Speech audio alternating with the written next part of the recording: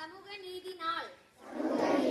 பிறப்புக்கும் எல்லா உயிருக்கும் என்ற அன்பு நெறியையும் யாதும் ஊரே யாவரும் கேளீர் என்ற பண்பு நெறியையும் எனது வாழ்வியல் வழிமுறைகளாக கடைபிடிப்பேன்.